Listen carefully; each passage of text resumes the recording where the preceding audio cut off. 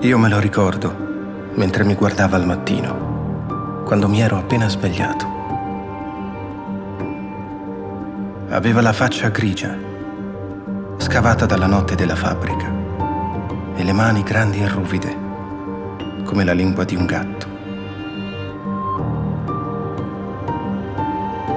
Con quelle mani affrontava la terra, per cercare, toccandola, di trovarci dentro qualche parola da portare a casa.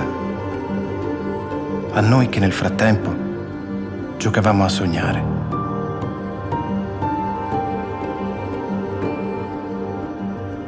Chiunque se ne vada da qui sogna di ritornare, perché qui le radici ti inseguono per dirti: aspetta, lasciaci parlare.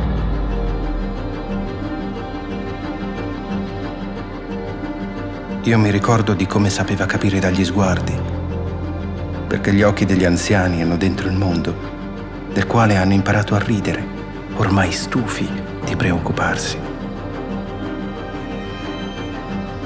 Io mi ricordo di lui ad aggrapparsi ai bicchieri come fossero preghiere, quando provava a bassa voce a farci capire che ci voleva bene.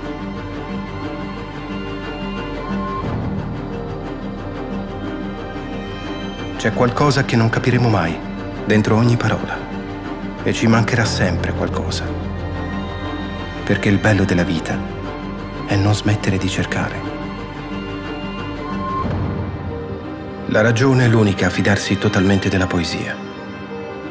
Perché questa è una terra che si sente sulla pelle, come il vento al mattino.